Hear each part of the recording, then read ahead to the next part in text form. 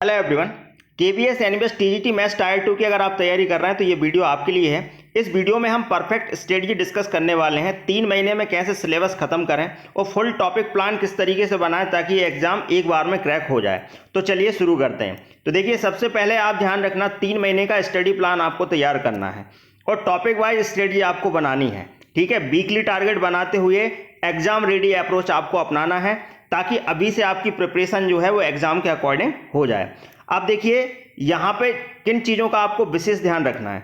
सबसे पहले आप ध्यान रखें कि कॉन्सेप्ट जो है वो आपके अच्छे से बनना चाहिए हर एक चैप्टर्स के, ताकि वहाँ पर कोई भी क्वेश्चन सॉल्व करने में आपको दिक्कत ना हो और स्पीड और एक्यूरेसी के साथ आप क्वेश्चंस को कर पाएँ। तो कॉन्सेप्ट के लिए क्या करना है, कॉन्सेप्ट के लिए आप एनसीईआरटी जो बुक्स हैं उनको अच्छे तरीके से आप रीड करिए और शॉर्ट नोट्स बनाते चलिए अभी से। टॉपिक वाइज कमांड बनाइए और रेगुलर प्रैक्टिस करिए। तो देखिए, यहाँ पर ध्यान रखना है आपको, सबसे पहली चीज़ कॉन्सेप्ट पर आपको फोकस करना है, देन प्रैक्टिस करना है, देन रिवीजन करना है और मॉक टेस्ट आपको लगाना है। अब मॉक टेस्ट के लिए देखिए, अभी कोई टेस्ट सीरीज तो कहीं भी आपको मिलेगी नहीं। उसके लिए आप क्या करें, मैं आपको टेलीग्राम पर आरडी शर्मा जो बुक हैं उनकी पीडीएफ मैंने टेलीग्राम पर डाल दी हैं। आप वहां से क्वेश्चन सॉल्व कर सकते हैं, एमसीक्यू सॉल्व कर सकते हैं। टेलीग्राम की लिंक जो है वो डिस्क्रिप्शन में आपको मिल जाएगी, वहां से आप टेलीग्राम चैनल ज्वाइन कर लीजिए।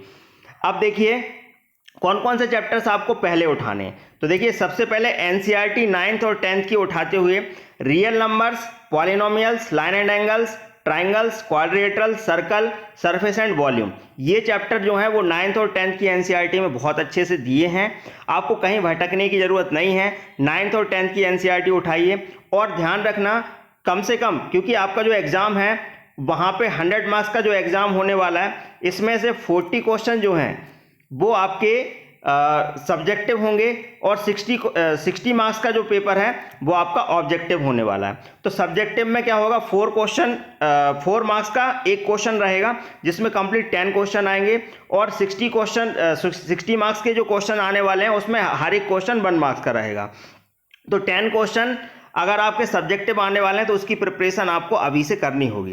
तो देखिए, उसके लिए क्या करना है, नोट्स बनाइए प्रॉपर तरीके से और थ्योरम्स को अच्छे तरीके से लिखिए और उनके प्रूफ्स को अच्छे तरीके से लिखिए ताकि आपका सब्जेक्टिव जो है वो अभी से प्रिपेयर होता हुआ चले।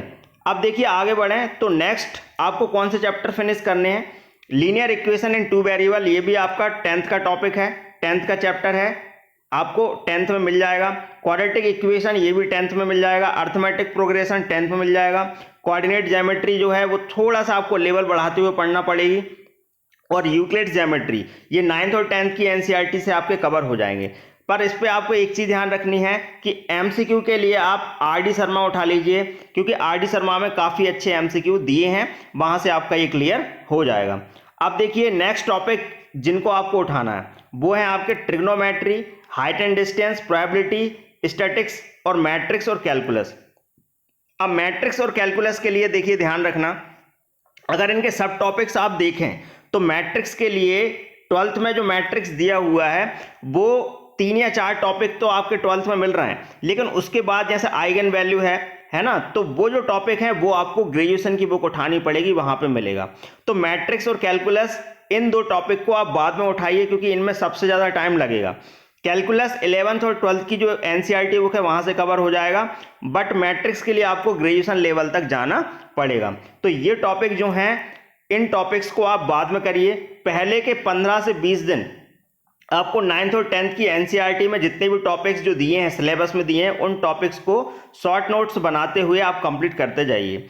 अब देखिए, एग्जाम के लिए अगर एग्जाम फोकस स्ट्रेटजी अगर हम चाहते हैं तो उसके लिए देखिए, आपको ध्यान रखना है, आपका जो क्वेश्चन पेपर है 100 मार्क्स का पेपर आने वाला है जिसमें 60 क्वेश्चन ऑब्जेक्टिव हैं। तो ऑब्जेक्टिव अप्रोच को अपनाते हुए 40 मार्क्स का जो आपका सब्जेक्टिव होगा जिसमें 10 मार्क्स के आपके सब्जेक्टिव क्वेश्चंस आने वाले हैं। ठीक है, 10 मतलब हर एक क्वेश्चन जो है वो 4 मार्क्स का रहेगा। अब देखिए, मैंने कॉपी भी चेक करी है बोर्ड में, तो मैं आपको बता सकता हूं कि हर एक स्टेप पर मार्क्स होते हैं। तो आपको कोई भी क्वेश्चन छोड़ के नहीं आना है, हर एक क्वेश्चन को अटेम्प्ट करना है और अगर कुछ स्टेप तक आपका आंसर आ जाता है और कुछ में 1-2 स्टेप छूट भी जाती हैं, तब भी आपको 4 में से 2 या 3 मार्क्स तो मिल ही जाएंगे। तो ध्यान रखना, स्टेप पर मार्क्स होते हैं, तो स्टेप वाइज आपको प्रिपरेशन करना है। मतलब थ्योरम्स आप अच्छे से नोट्स बना लीजिए, थ्योरम्स अच्छे से, प्रूफ्स उनके अच्छे से लिख लीजिए, लिखने की आदत डालिए ताकि आपका सब्जेक्टिव भी अभी से कंप्लीट होता हुआ चले। अब देखिए नेगेटिव मार्किंग जो है वो आपके 60 मार्क्स के जो क्वेश्चन है ऑब्जेक्टिव, वहां पर 1/4 नेगेटिव मार्किंग होगी। तो उससे बचने का तरीका बस प्रैक्टिस है, मॉक टेस्ट लगाइए, ज़्यादा से ज़्यादा मॉक टेस्ट लगाइए। मॉक टेस्ट लगाने से आपकी जो हैबिट है उससे उसमें बहुत सुधार होगा और साथ ही साथ स्पीड और एक्यूरेसी भी आपकी बढ़ेगी। तो मॉक टेस्ट आप लगाते रहिए।